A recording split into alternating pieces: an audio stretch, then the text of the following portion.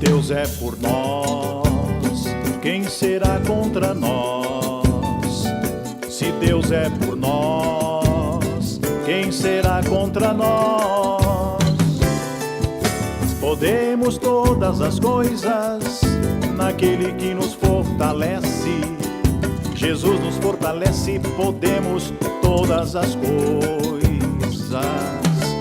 Podemos todas as coisas naquele que nos fortalece. Jesus nos fortalece, podemos todas as coisas. Se Deus é por ti, quem será contra ti? Se Deus é por ti, quem será contra ti? Podes todas as coisas naquele que te fortalece. Jesus te fortalece, tu podes todas as coisas. Podes todas as coisas naquele que te fortalece. Jesus te fortalece, tu podes todas as coisas.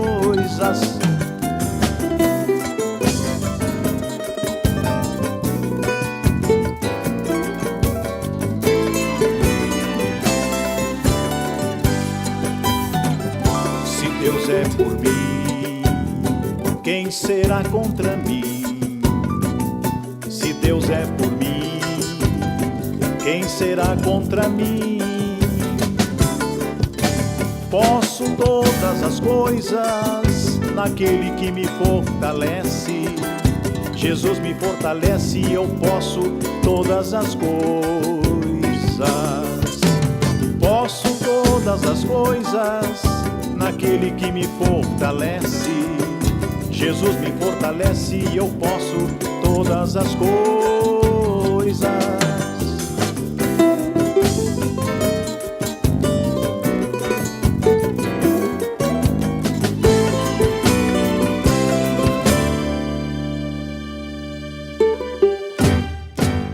Que a paz e a misericórdia de Jesus Cristo esteja com todos. Amém, igreja? Amém. Estou muito impactado hoje, pastor. Eu não sei o que aconteceu, mas o Espírito Santo está começando a partir de agora a atuar firmemente na nossa igreja. A partir do louvor, da adoração e, com certeza, da presença dos irmãos no santuário, né? Eu gostaria de dizer, nós vamos falar sobre alguns assuntos muito importantes aqui, que Deus colocou no meu coração. A partir do momento que o pastor nos escalou para essa pregação, eu já comecei a buscar em Deus o que falar, como falar, de acordo com a palavra de Deus. Não é fácil, realmente é muito difícil levar para as pessoas, aqueles que acompanham pela internet, que estão aqui no santuário, a palavra de Deus, conforme o Espírito Santo nos revela. Nós não podemos falar a palavra sem a revelação do Espírito Santo. Nós não podemos pregar a palavra às pessoas sem a unção do Espírito Santo. E sem a preparação através do nosso conhecimento da palavra de Deus. Gostaria de transmitir aos irmãos algo muito importante que está acontecendo nos dias atuais. As pessoas estão fragilizadas.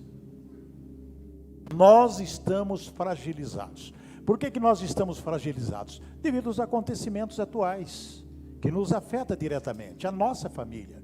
A família está praticamente fragilizada em todos os sentidos.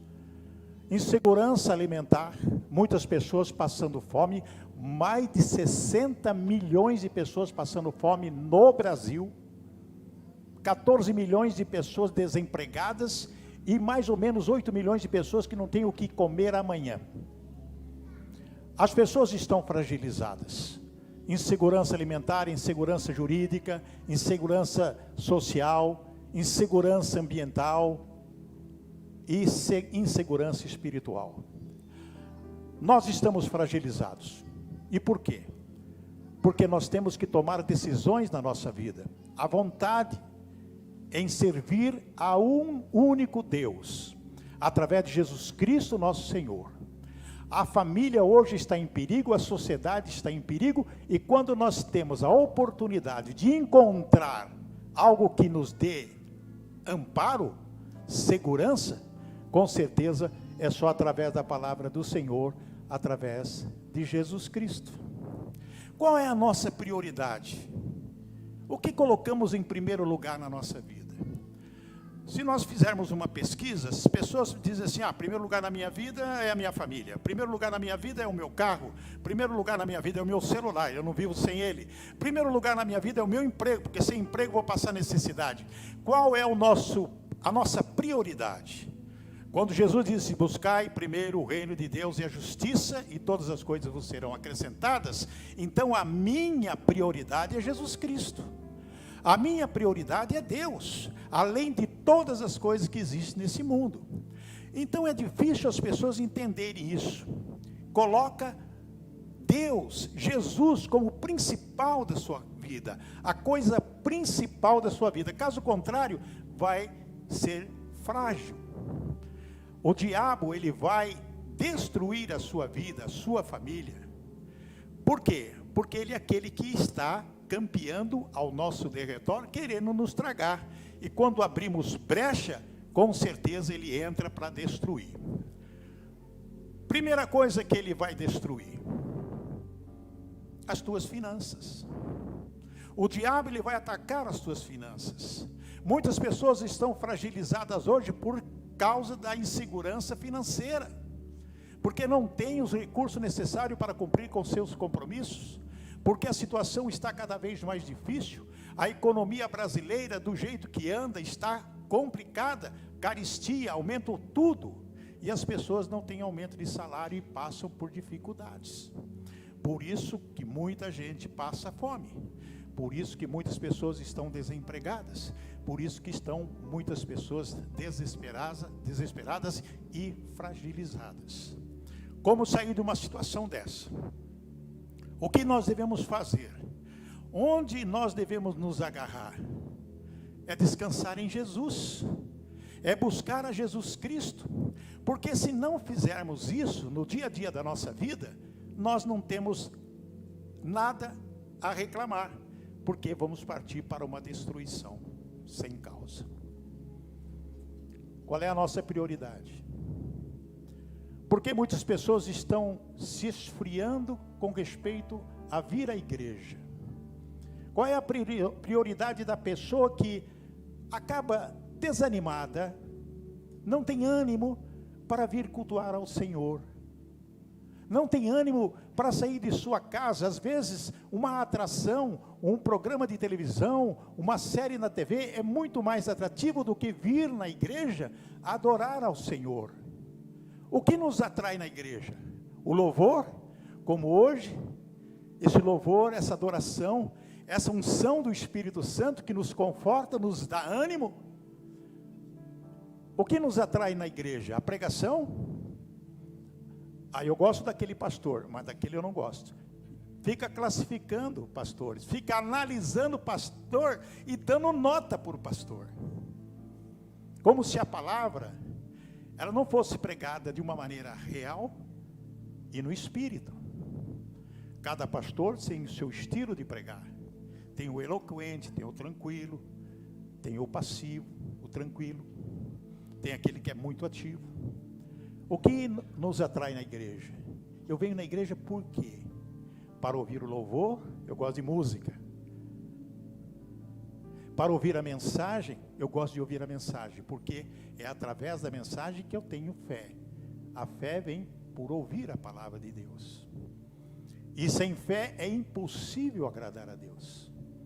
O que me atrai na igreja? O relacionamento com os irmãos, de ver os irmãos, de abraçar os irmãos, de conversar com os irmãos. O santuário ele tem que ser um local de agradável, super agradável, bem gostoso. Como diz o salmista, não vejo a hora de ir para a casa do Senhor. O santuário é algo onde nós podemos congregar, louvar, glorificar, orar e buscar alimento para a nossa alma. E principalmente ânimo. Porque muitas pessoas hoje estão realmente desanimadas, não têm ânimo para absolutamente nada. Para vir na igreja, então, um sacrifício. Passa a ser um sacrifício. Muitas desculpas. Então essa pessoa precisa de ânimo, precisa de alguém falar para ela a respeito do amor de Jesus Cristo, cantar para ela esse cântico, né? O trovão, a tempestade, cantar para ela. Essa pessoa precisa de apenas, às vezes, uma palavra para ter ânimo para vir cultuar ao Senhor, para voltar ao primeiro amor. Porque tem muitas pessoas que estão realmente descansando, mas não no Senhor, descansando na vida que está levando, nesta triste vida que está levando. O que nós podemos fazer, amados e amadas? Nós temos que ter no nosso coração o desejo de reanimar as pessoas. Como cristãos, nós não podemos ver uma pessoa sofrendo uma série de situações, mas ela tem o desejo de agradar a Jesus, mas não tem força para isso. Quem somos nós? O que nós devemos fazer para animar essas pessoas?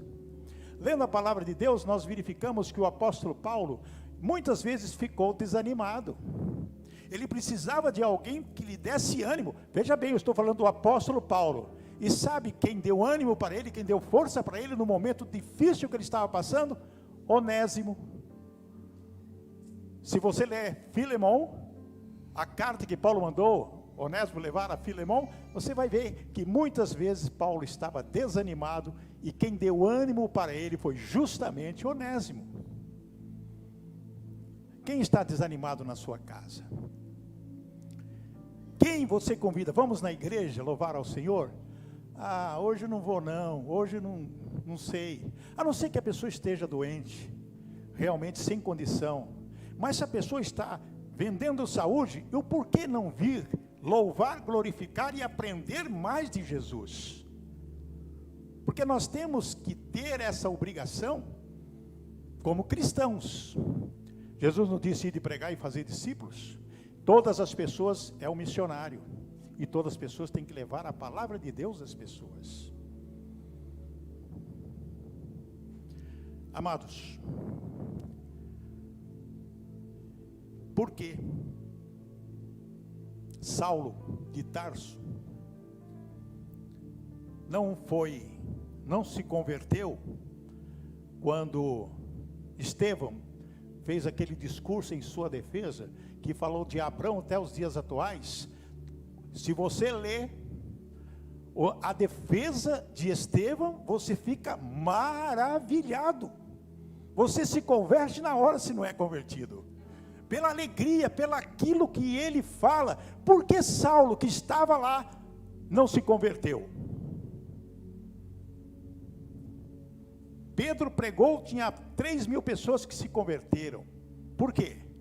Aquelas pessoas se converteram porque eles estavam preparadas, ansiosas para ouvir o que Pedro tinha que falar a respeito de Jesus Cristo. Mas aqueles homens, na qual Estevão foi preso, depois apedrejado, depois do discurso dele de defesa, o que aconteceu? As pessoas, diz a palavra de Deus, rangiu os dentes, querendo matá-lo, e fez isso mesmo. Quem estava ali? Saulo. Por que Saulo não se converteu com as palavras de Estevão? Eu lembro, amados, eu tinha 22 anos de idade, trabalhava em emissora de rádio, e um pastor chamado Lelo, jovem pastor presbiteriano, ele ia embaixo da minha janela cantar corinhos e falar de Jesus para mim, isso às 5, 6 horas da manhã. O Lelo, você lembra, né, Magali? Eu namorava a Magali. Ele ia embaixo da minha janela cantando esses corinhos que nós cantamos, antigos, e falava de Jesus te amo, e cada vez que ele me encontrava na rua, na rádio, Jesus te amo, vem para Jesus. Por que eu não aceitei Jesus aos 22 anos? Fui aceitar Jesus 20 anos depois, com 42 anos. Graças a Magali, lógico.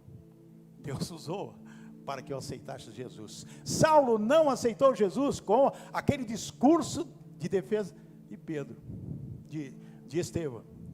E Estevão morreu. Morreu de que forma? Apedrejado. E depois disso, Pedro estava ali, presente. No capítulo 8 de Atos, no versículo 3, vamos colocar aqui: porém, Saulo se esforçava para acabar com a igreja. Isso depois da morte de Estevão.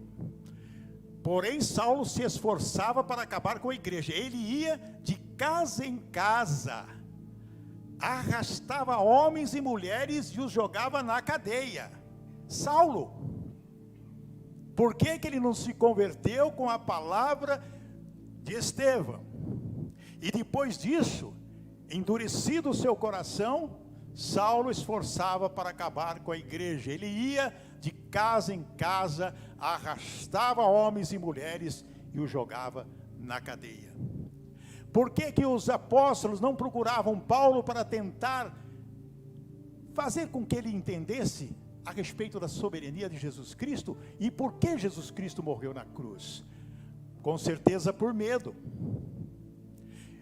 E Saulo não se converteu porque o coração dele estava endurecido, não estava preparado.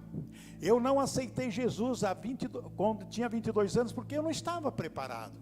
O meu coração não estava receptivo para aquilo, para conhecer Jesus. Tempo ao tempo. Mas as coisas começam a acontecer de forma muito trágica na vida dos cristãos naquela época. O que teria que acontecer? Uma interferência do próprio Jesus Cristo. Essa interferência é, na verdade, quando se busca a Deus de todo o coração, e quando se busca a Deus, o que acontece? Vitória para as nossas vidas. Nós não podemos ficar isolados nesse mundo que nós vivemos, se nós temos em quem crer. Crê somente, disse Jesus, e através dessa crença é que nós conseguiremos vencer e ter vitória nas nossas vidas. Muito bem, houve a interferência de Jesus, e Jesus chega até Saulo. Quando ia para Damasco, houve aquele trovão, aquela luminosidade, algo fantástico que aconteceu. Saulo cai no chão. Saulo, Saulo, Saulo, quem é? Quem fala comigo? Sou eu, Jesus, a quem tu persegues. Muito bem. Ali houve algo inexplicável. Que conversão foi essa? Eu sou Jesus, a quem tu persegues. Jesus não disse estar perseguindo os discípulos. Jesus disse que Saulo estava perseguindo ele, Jesus. Muito bem, e todo mundo conhece a história.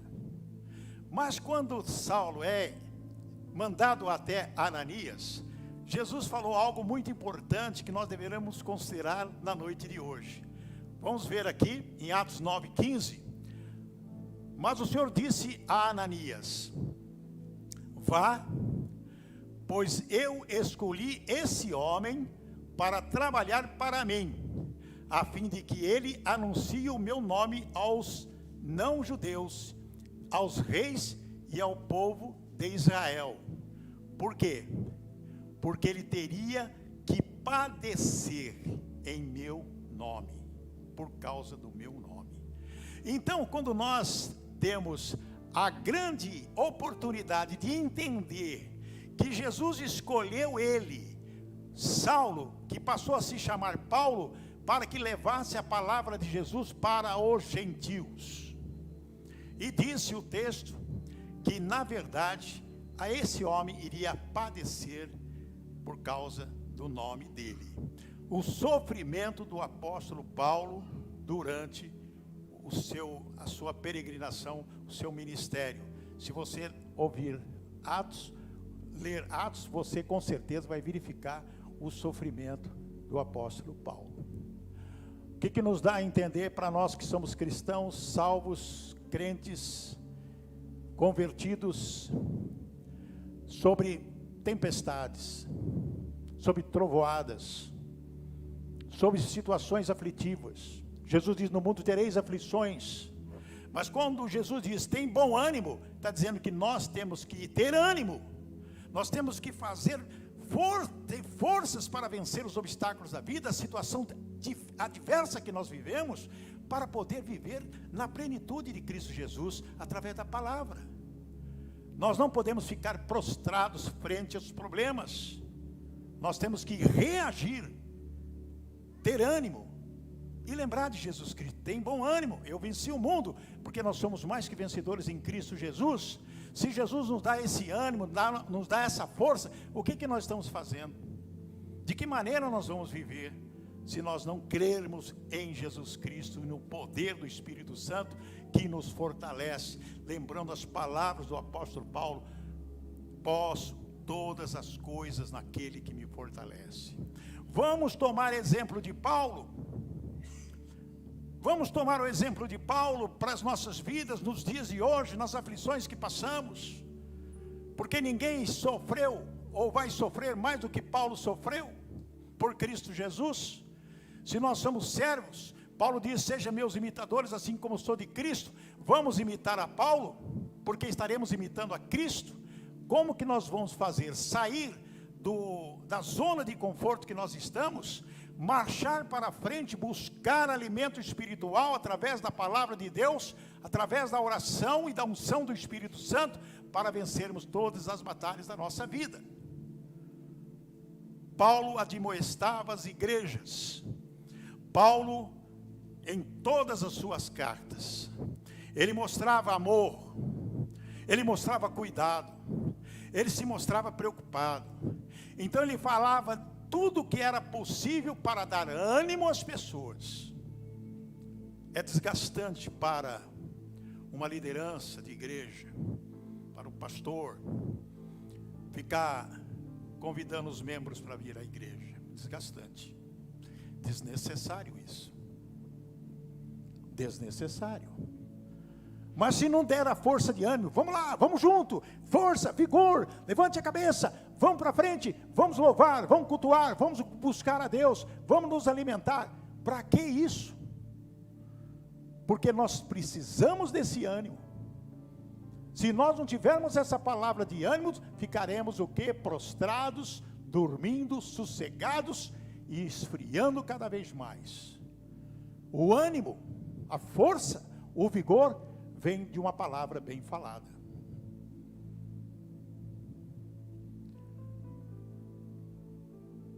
Paulo ficou durante 2 anos numa escola chamada Escola de Tirano. Tirano possivelmente pode ser um discípulo, mas nome esquisito, né? Tirano, né? Ficou 2 anos lá ensinando.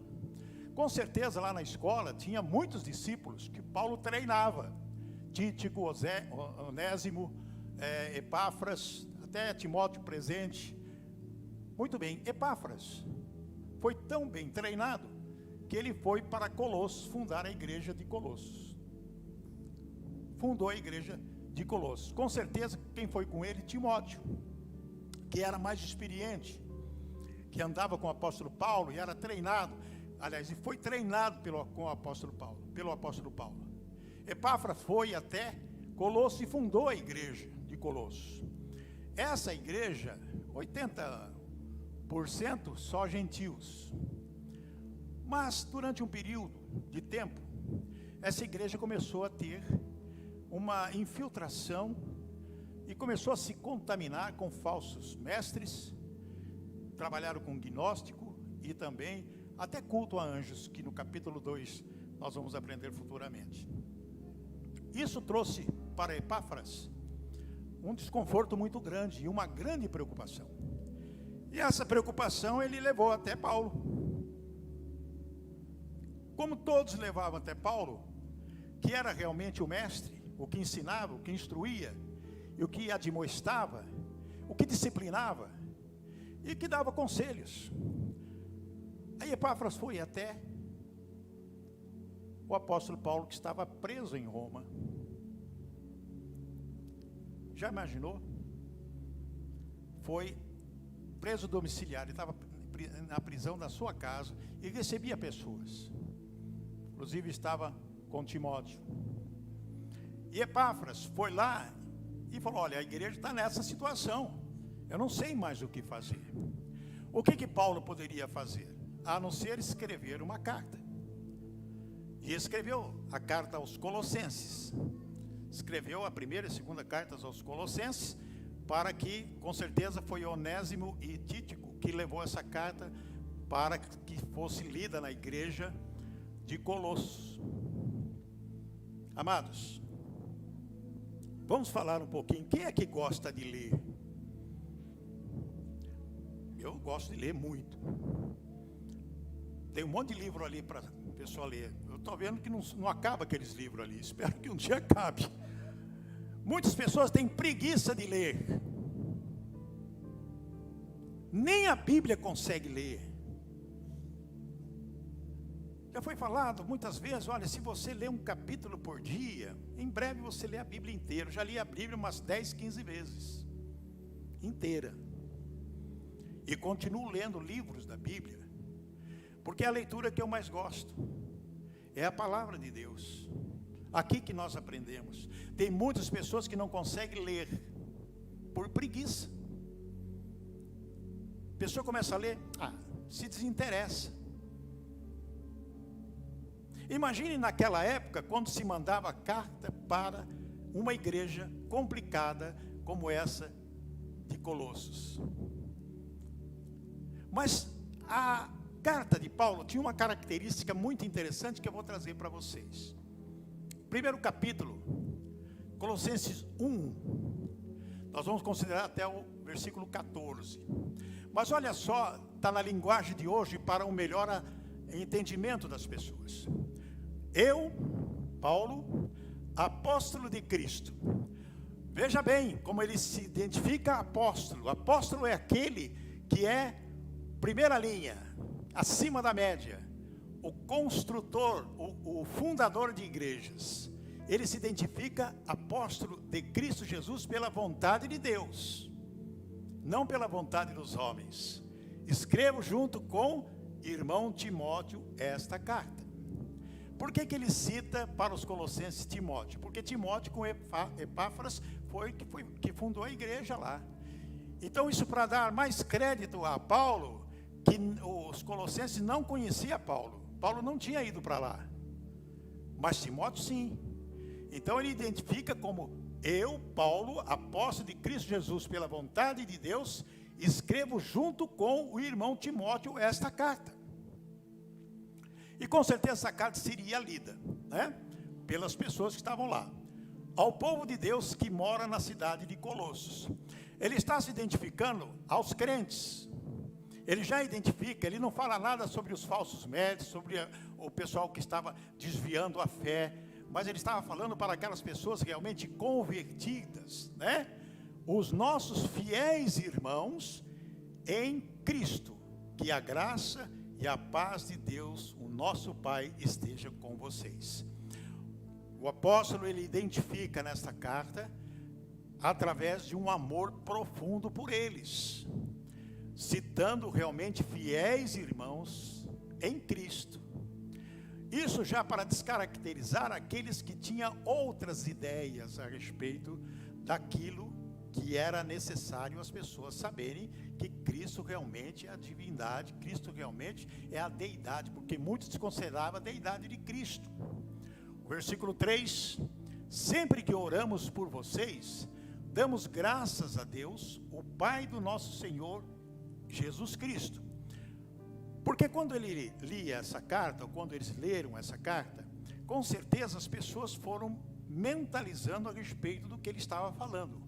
Ele estava identificando a deidade de Cristo, a soberania de Cristo, sempre que oramos por vocês. Veja só, a oração, ponto fundamental na igreja. Nós temos que orar um pelos outros. Nós temos que orar pela liderança da igreja, nós temos que orar pelos nossos irmãos, nós temos que orar pela família da igreja. Nós temos que identificar quem são os nossos irmãos que fazem parte da nossa comunidade, para estarmos estabelecendo um padrão divino em nossa vida em relação a eles. Orar por eles, orar pelos nossos irmãos. Às vezes nós oramos para nós mesmos, oramos pela nossa felicidade, oramos pedindo tudo, oramos agradecendo, sim, é verdade. Mas será que nós oramos pelos nossos irmãos? Será que conseguimos nominar os nossos irmãos? É necessário que cada um tenha uma lista de transmissão com os membros da igreja, com os seus irmãos da igreja, para mandar mensagens, mandar realmente, estou orando por você essa noite, estou orando por você essa madrugada, estou pedindo a Deus pela tua vida. Será que o irmão tem condição de chegar para outro e dizer assim, olha, ore por mim, estou passando por essa necessidade, estou passando por essas provações? Se nós não nos comunicarmos, irmãos, nós vamos ficar alienados das coisas de Deus. Porque nós temos o quê? Cumprir aquilo que Jesus disse. Vós serão os meus discípulos se tiver amor entre um e vós. Entre vós serão meus discípulos se tiverem amor entre vós. Versículo 4. Pois ficamos sabendo da fé que vocês têm em Cristo Jesus. Aqui um parênteses. Se ele sabia que realmente um grupo de pessoas ali estavam com adoração falsa, com desviando da fé cristã, ele já identificou isso aqui, ficamos sabendo da fé que vocês têm. Porque muitos ali tinham fé, sim, estavam reconhecendo a soberania, a deidade de Cristo Jesus, mas outros não. Mas o Paulo, ele generalizou, ele não dividiu, ele não fez acepção de pessoas ali, ele justamente firmou na palavra, pois ficamos sabendo da fé que vocês têm em Cristo Jesus e também do amor que vocês têm por todo o povo de Deus. Já fez uma identificação de que o amor a Cristo é o mesmo amor, que é o amor ágape, o amor entre as pessoas, o amor entre os irmãos, o amor junto com as pessoas que realmente professam a mesma fé. Colossenses 1:5, quando a verdadeira mensagem, a boa notícia do Evangelho chegou a vocês pela primeira vez, ou seja, quando foi levada por Timóteo e por Epáfras, vocês ouviram falar a respeito da esperança que o Evangelho oferece. Por isso, a fé e o amor que vocês têm são baseados naquilo que esperam e que está guardado para vocês no céu. Veja só a técnica do apóstolo Paulo no palavreado de hoje. Fala a respeito da esperança que o Evangelho oferece. Amados, quando nós lemos a Bíblia Sagrada e nós identificamos o Evangelho, a palavra de Jesus, o que significa para nós? Qual é a esperança que nós temos? A esperança da vida eterna. É a esperança de uma vida abundante em Cristo Jesus, mesmo com todas as dificuldades, as aflições que nós passamos no dia a dia da nossa vida, nós temos a plena certeza dessa esperança, porque é uma esperança que o Evangelho oferece. A fé e o amor que vocês têm são baseados naquilo que esperam e que está guardado para vocês no céu, ou seja, a vida eterna. De que maneira nós podemos viver sem essa palavra na nossa vida? O que vocês podem imaginar quando os colossenses ouviram essa palavra? Alguém leu? Pode ter sido até Timóteo ou Epáfras, não sei quem, mas quem leu em voz alta essa mesma mensagem que nós estamos falando aqui essa noite, como que está o coração? Receptivo para ouvir, para entender naquilo que esperam, que está guardado para vocês no céu? É uma esperança, é algo que está lá reservado para nós no céu, que é a vida eterna. Versículo 6, essa boa notícia, quando se fala essa boa notícia, nós estamos cansados de ouvir más notícias. No dia a dia da nossa vida, dificilmente nós ouvimos boas notícias. Nós só ouvimos notícias de inflação, de aumento disso, aumento daquilo, situação de briga com o governo federal, judiciário, uma situação complicada que traz insegurança jurídica à população de um todo. E também algo que nos preocupa, mas quando nós ouvimos essa boa notícia que vocês receberam, está trazendo muitas bênçãos e vai ser espalhando pelo mundo inteiro. E foi isso mesmo que aconteceu com vocês, desde o dia em que pela primeira vez ouviram falar a respeito da graça de Deus e o conheceram de verdade. O apóstolo está dizendo algo muito importante, que eles, não só eles estavam recebendo aquela boa notícia, de ter uma esperança, de algo que está guardado no céu, mas o mundo inteiro. Não eram apenas eles que estavam recebendo essas boas notícias, mas muitas outras pessoas. Por quê? Aguça a curiosidade. Essa notícia não é só para mim. Não é só eu que estou recebendo essa boa informação. São outras pessoas também. O que eu estou fazendo? Vou aceitar ou não vou aceitar? Quando nós recebemos uma boa notícia, dizer essa boa notícia vai afetar, vai dar bênção para todas as outras pessoas. O que você faz? Agradece a Deus. Tudo isso vocês aprenderam com Epáfras. Quando fundou a igreja, Epáfras com certeza falou tudo isso para eles. Por que eles se desviaram? Porque alguns tiveram outro tipo de comportamento. Porque a igreja foi contaminada por falsos mestres, que estavam colocando minhoca na cabeça dos irmãos lá. Isso acontece conosco também. Não vou dizer que tem falsos mestres aqui, lógico que não. Nem gnóstico, nem cultuando anjos. Mas nós temos a influência do mal quando é trazido de fora para dentro da igreja. Quando nós somos aliciados por coisas ruins e assumimos isso. Muitas pessoas acabam assumindo a dor. Muitas pessoas começam a falar assim: a minha dor de cabeça não me larga, a minha isso, a minha isso. Então você começa a assumir as coisas ruins. A minha situação está cada vez pior. Vai ficar assim. Se você continua falando, a minha situação está cada vez pior, não estou tendo sucesso na minha vida, está tudo atrapalhado, as coisas não estão de acordo com o que eu queria, ela está assim, está assado. Se você começa assim, a assumir todas as coisas ruins na sua vida, é como se fosse o mal, o falso mestre te ensinando. Você passa a ser uma pessoa que assume a condição de destruição, de autodestruição. O que você tem que fazer? O que nós temos que fazer? Repreender isso. Na minha vida vai estar tudo bem. Vamos lembrar da sunamita? Vamos lembrar da sunamita? O menino estava morto. E o profeta estava no monte. E o menino estava morto. E o marido, as pessoas chegavam: como que está o menino? Está tudo bem, está tudo bem, está tudo bem, está tudo bem. Ela não desistiu e foi atrás do profeta. Mas antes ela disse: como que está o menino? O menino estava morto lá. Ela dizia: não, está tudo bem. Está tudo bem. Está tudo bem. A coisa está ruim, está acontecendo. Está tudo bem, está tudo bem. Em nome de Jesus, vou atrás do meu milagre. Ela foi atrás do milagre e o profeta foi lá e o menino foi ressuscitado. Quando você estiver numa situação difícil, vai atrás do seu milagre.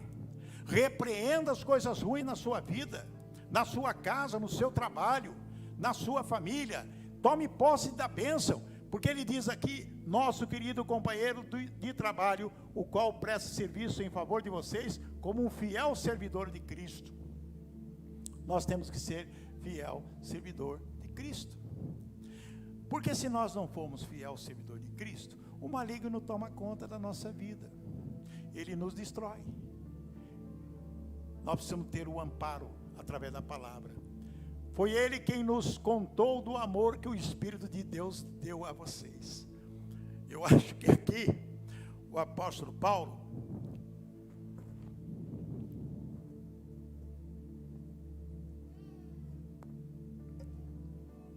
falou nessa carta apenas o que Epáfras disse, que alguns dos irmãos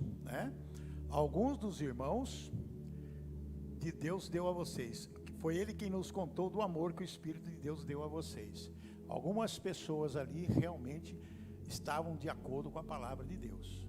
Por isso que o apóstolo Paulo disse isso na carta. Ele não desconsiderou os outros. Ele não falou absolutamente nada a respeito. Mas nos capítulos, nos versículos à frente de Colossenses, aí vem um reio em cima. Na verdade, um reio doce, né? Um reio assim, bem suave, sem machucar. Admoestação firme e forte na palavra. Por esse motivo, desde o dia em que ficamos sabendo de tudo isso, nunca paramos de orar em favor de vocês. Pedimos a Deus que encha vocês com o conhecimento da sua vontade e com toda a sabedoria e compreensão que o Espírito de Deus dá. A demonstração de Paulo nos identifica que realmente através da oração é que nós vamos conseguir vencer todos os obstáculos da vida. Amém, irmãos? É através da oração, orando na sua casa, com a sua família, orando pelos irmãos, pela liderança da igreja, pelas nossas autoridades, como diz a palavra, orando por todas as pessoas. Quando você coloca o joelho no chão e você ora, e você clama, com certeza o céu se movimenta e as coisas começam a acontecer. Quantas pessoas às vezes chegam perto de você e você percebe que aquela pessoa está com o semblante caído, que aquela pessoa está desanimada, aquela pessoa está entristecida e você não fala absolutamente nada. No trabalho, quantas vezes tem alguma pessoa que você percebe que não está bem? Na sua casa, às vezes o marido está entristecido, às vezes a esposa está triste, e você não percebe. E às vezes nós não percebemos quando uma pessoa está realmente necessitando de uma oração. Não é vergonha para ninguém você chegar para um amigo do trabalho e dizer: posso orar por você? A pessoa, lógico, vai pedir oração.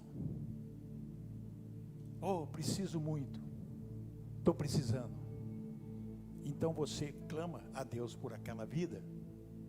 É o serviço que Deus exige que você faça.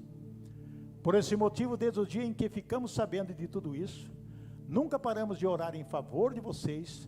Pedimos a Deus que encha vocês com o conhecimento da sua vontade e com toda a sabedoria e compreensão que o Espírito de Deus dá. É pedir que o Espírito Santo de Deus assuma uma posição nessa pessoa e que dê discernimento, sabedoria e consolo. Porque é o Espírito Santo que pode nos consolar.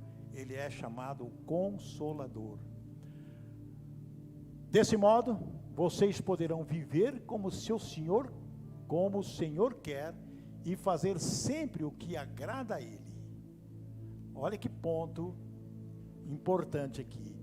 Desse modo, vocês poderão viver como o Senhor quer. Como que nós vamos viver como o Senhor quer? Ser praticantes da palavra. É Jesus Cristo que toma conta da nossa vida. É Jesus Cristo que tem que ser prioridade na sua vida, na minha vida, na vida de todos nós. É Jesus a coisa principal da nossa vida. Não é mais nada, é Ele. É Ele, porque é o que está escrito: vocês poderão viver como o Senhor quer e fazer sempre o que agrada a Ele. Fazer sempre o que agrada a Ele. Ou seja, vocês vão fazer todo tipo de boas ações e também vão conhecer a Deus cada vez mais. Amém, irmãos? Quando se faz boas ações. Quando eu fui escoteiro, a gente tinha que fazer uma ação por dia, uma boa ação por dia, quando era escoteiro. Depois que deixamos de ser escoteiro, nós continuamos a fazer boas ações. Vamos fazer uma análise e colocar na balança quantas boas ações você fez esse ano, o ano passado, toda a sua vida. O que é boa ação? É ajudar as pessoas, é praticar a beneficência. Deus exige 3 coisas de nós: que praticamos a justiça, que praticamos a beneficência e andamos com Deus. Está lá em Ageu, capítulo 8, versículo 6. Se não me engano, se não me falha a memória. Então, amados, o que nós vamos fazer da nossa vida? Vamos fazer aquilo que Jesus quer? Vão conhecer a Deus cada vez mais. Porque quando você pratica uma boa ação, você está conhecendo a Deus. Porque Jesus fez só isso, não é? Milagres e milagres e milagres, boas ações. Jesus jamais deixava uma pessoa fora do seu círculo de atividade de boas ações. Jamais. Versículo 11. Pedimos a Deus que vocês se tornem fortes com toda a força que vem do glorioso poder dele, para que possam suportar tudo com paciência. Suportar tudo com paciência. Nós temos que estar preparados para todas as aflições do dia. Todas as tempestades, todos os terremotos, tsunamis, seja o que for, nós temos que estar preparados, nós temos que estar com o lombo forte. Paulo foi açoitado quantas e quantas vezes, gente? E ele morreu de açoite? Não. Será que ele sentiu aquela dor? Com certeza. Mas ele estava o quê? Preparado. Porque Jesus disse para ele: olha, você vai padecer por causa do meu nome. Você vai padecer. Quando Jesus diz assim: no mundo tereis aflições, então pode esperar, é todo dia, toda hora tem uma aflição. Todo dia vem alguma coisa que tira você do foco. Aliás, procura tirar você do foco. Mas se você estiver alicerçado na rocha em Jesus Cristo, pode vir o que for. Mesmo que eu passe pelo vale da sombra da morte, não temerei mal algum, porque sei que tu estás comigo. Amém, irmãos? Mesmo assim, você não pode baixar a cabeça para as aflições. Você não pode deixar o diabo fazer festa na sua vida. Você não pode deixar o diabo escarnecer de você, te acusar, te enganar. Quando você está firmado em Jesus Cristo, você tem a palavra, com certeza você ficará edificado nela, e pode vir qualquer tipo de tempestade que não vai acontecer absolutamente nada. E agradeçam com alegria ao Pai, que os tornou capazes de participar daquilo que Ele guardou no reino da luz para o seu povo. Que esse é o galardão, que essa é a vitória que nós vamos receber no tempo oportuno. Porque é o que o apóstolo está falando aos Colossenses. Versículo 13, aliás, ele nos libertou do poder da escuridão. Muitas pessoas hoje estavam em trevas. Quando aceita Jesus como Senhor de sua vida, vem a luz. Vós sois a luz do mundo. Se nós somos luz, nós não podemos viver em trevas. E quando o apóstolo diz para eles, e ele nos libertou do poder da escuridão, Paulo estava incluindo ele também. Ele nos libertou. Não estava falando, vocês foram libertos do poder da escuridão. Ele falou, Jesus nos libertou. Porque Paulo vivia na escuridão. Imagine que escuridão, que trevas. E nos trouxe em segurança para o reino do seu Filho amado. Quando se fala em saiu das trevas e foi com segurança, oh meu Deus, que coisa linda, maravilhosa, que nós sentimos firmeza, nós estamos na rocha, na segurança, né? E o versículo 14, é Ele quem nos liberta e é por meio dele que os nossos pecados são perdoados. Amém, irmãos? Que alegria poder saber disso. Que alegria poder ter a certeza de que com Jesus Cristo nós venceremos todas as barreiras, todos os obstáculos. Chegaremos lá na frente com a medalha de ouro. Você não pode se contentar com a prata nem com o bronze, nem ficar pelo meio do caminho. Você tem que buscar o alvo, que é Jesus Cristo na nossa vida, para que nós possamos o quê? Estabelecer esse padrão divino na nossa vida e ajudar as pessoas. O apóstolo Paulo, em Colossenses, nesse período, ele fez o quê? Admoestou as pessoas no grande amor de Cristo. Ele não ofendeu ninguém, ele não machucou ninguém, ele apenas falou palavras bondosas e, com certeza, baseado na graça e na misericórdia de Jesus Cristo, ele nos deu o quê? A oportunidade de ter o galardão no final das coisas. Amém? Na quinta-feira nós vamos dar continuidade no versículo 15 em diante, até o final do capítulo 1 de Colossenses. Vamos orar? Vamos ficar em pé, amados?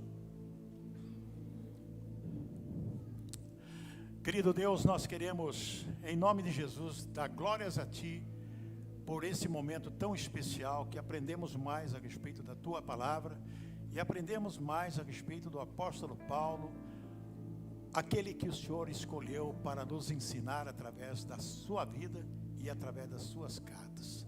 Sabemos que somos imperfeitos, pecadores, nada merecemos, mas nós gostaríamos, Pai, que o Senhor nos abençoasse e que nos desse a alegria e a paz de estarmos contigo. Nos fortaleça no Teu Santo Espírito e nos livra de todo maligno, para que nós possamos viver a nossa vida em Cristo Jesus. Nós oramos e agradecidos estamos em o nome de Jesus, nosso Senhor. Amém e amém.